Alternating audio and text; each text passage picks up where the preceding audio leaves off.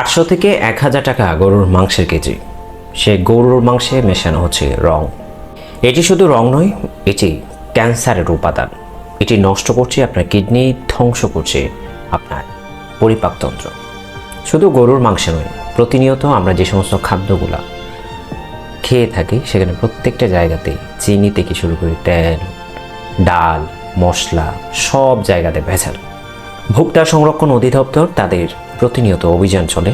আমরা সেখানে দেখি নামমাত্র একটি জরিমানা করে যে দোকান, যে রেস্টুরেন্ট যেখানে খাবারে ভেজাল থাকে তারা জরিমানা করে। কিন্তু প্রচলিত আইনে বলা আছে, 1974 সালের একটি আইন, যেখানে বলা আছে খাদ্যে যারা ভেজাল দিবে তাদের সর্বোচ্চ শাস্তি মৃত্যুদণ্ড এবং 14 বছর জেলের কথা বলা আছে, কিন্তু আমরা সেটি বাস্তবায়ন দেখি না। 2018 সালের একটি গবেষণা যেটি জাতীয় জনস্বাস্থ্য ইনস্টিটিউট করেছে, সেখানে তারা 43টি খাদ্যপণ্য যেগুলো আমরা খেয়ে থাকি সচরাচর সেগুলোর উপর একটি গবেষণা পরিচালনা করেছে। 5000 স্যাম্পল তারা সংগ্রহ করেছিল এবং 43টি খাদ্যেই তারা ভেজাল পেয়েছে। 2018 সাল 6 থেকে 7 বছর আগের ঘটনা। তাহলে বর্তমান যে খাবারের অবস্থা, পরিস্থিতি কোন পর্যায়ে গিয়েছে একটু চিন্তা করুন। একটি সামাজিক সংগঠন পরিবেশ বাঁচাও, তাদের গবেষণা বলছে বাংলাদেশে প্রতি বছর খাদ্যে ভেজালের কারণে 3 লাখ মানুষ ক্যান্সার আক্রান্ত হচ্ছে, 2 লাখ মানুষ কিডনি সমস্যায় ভুগছে এবং 2.5 লাখ মানুষ ডায়াবেটিসে আক্রান্ত হয়। এছাড়া ক্যান্সার, ফুসফুস, লিভার আরও বহু ধরনের সমস্যায় ভুগছেন বহু মানুষ। কোন খাবার আছে যেটি সলিড, যেটি ভেজাল নাই? যেখানে অভিযান পরিচালনা হয়েছে সেখানেই ভেজাল পেয়েছে এবং ভেজাল আছে, ভেজাল থাকবে, ভেজাল কখনো বন্ধ হবে না। আমাদের বহু বছর ধরে আমাদের সমাজে যে চলমান প্রক্রিয়া, অনিয়ম, দুর্নীতি, অনৈতিকতা, আমাদের নৈতিকতার যে বিসর্জন আমরা দিয়েছি সেটির ফল আজকে আমরা পাচ্ছি।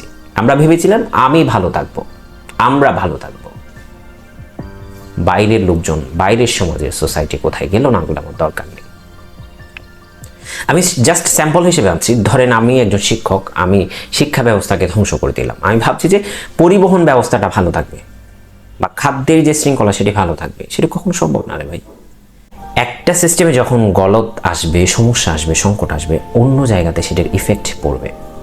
মার্কিন একজন দার্শনিকের একটি থিওরি, বাটারফ্লাই ইফেক্ট, সংক্ষেপে বললে পৃথিবীর এক প্রান্তে যদি একটি প্রজাপতির ডানা নাড়ে, পৃথিবীর অন্য প্রান্তে টর্নেডো বা ভূমিকম্প হয়।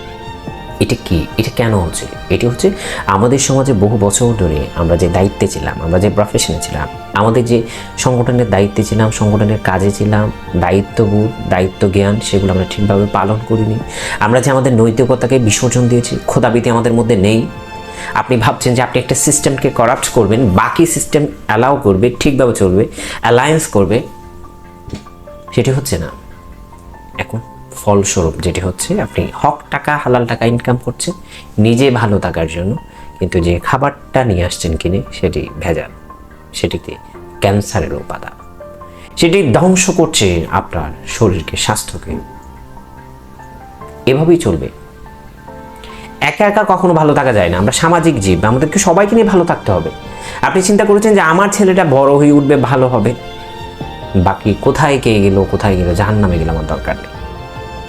কোনো না কোনো ফর্মে আপনাকে, আমরা 3য় 4র্থ শ্রেণীতে পড়ে আসছি, মানুষ সামাজিক জীব, একে অপরের উপর নির্ভরশীল। নানা ফর্মে আপনাকে আপনার প্রতিবেশীর সাথে, সমাজের অন্য মানুষের সাথে নির্ভরশীল হতে হবে। আপনি কখনো একাই স্বয়ং সম্পূর্ণ না। খাদ্যচক্র বলে একটা বিষয় আছে, জীবন চক্র বলে একটা বিষয় আছে। কিভাবে এখান থেকে আমরা পরিত্রাণ পাবো? 2টা উপায় আছে। এক, প্রশাসনের যথাযথ হস্তক্ষেপ এবং যথাযথ আইন প্রয়োগ। এটি আসলে হবে কিনা আমি জানি না। এর থেকে বড় যে বিষয় সেটি হচ্ছে নৈতিক হওয়া, খোদাবিধি থাকা, নিজের দায়িত্বটা ঠিকভাবে পালন করা। সেটি যদি হয় তাহলে এই সমস্ত অনিয়মগুলো বন্ধ হবে। আপনি চিন্তা করে দেখছেন যে আপনি টাকা দিয়ে কিনে আনছেন ভেজাল খাবার, ওষুধেও ভেজাল আছে, সবখানে ভেজালে সয়লাভ। নৈতিকতার কোন পর্যায়ে গেছে আমাদের সমাজের নৈতিকতা? ধ্বংসের দ্বার প্রান্তে চলে গেছে। শুধু ধ্বংস বলবো না আমি, এই যে কোন এক মহামারীর মধ্যে আমরা যাচ্ছি, আমরা কল্পনাও করতে পারছি না। আমাদের উপলব্ধি হচ্ছে না যে আমরা একটি ভয়ঙ্কর ধ্বংসাত্মক একটি মহামারীর মধ্যে যাচ্ছি। আমরা এখন ঘুমিয়ে আছি। আপনি জানতেও পারবেন না, আপনি বুঝতেও পারবেন না কিভাবে আমাদের সমাজ, আমাদের সোসাইটি, আমাদের শরীর ধ্বংস হয়ে যাচ্ছে। আমরা যদি এখনই সবাইকে নিয়ে ভালো থাকার টেন্ডেন্সি আমাদের মধ্যে তৈরি না হয়, তাহলে অদূর ভবিষ্যতে আরো ভয়ঙ্কর, আরো ভয়ঙ্কর, আরো ভয়ঙ্কর ভবিষ্যৎ আমার জন্য, আপনার জন্য, আমাদের জন্য, আপনাদের জন্য অপেক্ষা করছে। একটা হাদিসের রেফারেন্স টেনে আমি শেষ করছি, যেটি মুসলিম শরীফের মধ্যে এসেছেন। রাসূল সাল্লাল্লাহু আলাইহি ওয়াসাল্লাম একদিন একটি বাজারের সামনে দিয়ে হেঁটে যাচ্ছেন এবং সেখানে তিনি কিছু খাদ্য পণ্যে হাত দিলেন, দেখলেন যে সেগুলো ভেজা, স্বাভাবিক যে আর্দ্রতা সেটি নেই। তিনি দোকানদারকে জিজ্ঞেস করলেন এগুলো আর্দ্রতা নেই কেন বা ভিজা কেন। তিনি বললেন যে এখানে বৃষ্টি পড়েছে। তিনি বললেন যে তুমি এগুলো আলাদা করে রাখো না কেন, বা এগুলো উপরে রাখো না কেন, যাতে মানুষ বুঝতে পারে যে এগুলো বৃষ্টিতে ভেজা। তখন রাসূল সাল্লাল্লাহু আলাইহি ওয়াসাল্লাম তাকে সতর্ক করলেন, যে ব্যক্তি খাদ্যে ভেজাল দিবে সে আমার উম্মতের অন্তর্ভুক্ত নয়। আসলেই আমরা উম্মতের অন্তর্ভুক্ত কিনা সেটি নিয়ে প্রশ্ন আছে, কারণ অনুষ্ঠান বা দিবস কেন্দ্রিক আমাদের মুসলমানিত্ব, পুরা সারা বছর মুসলমানের কোনো অস্তিত্ব আমাদের মধ্যে নেই। সবাই মিলে যদি আমরা ভালো থাকি তাহলে সমাজ ভালো থাকবে, আর না হয় সৎ হালাল ইনকাম দিয়েও আপনি ভালো থাকতে পারবেন না।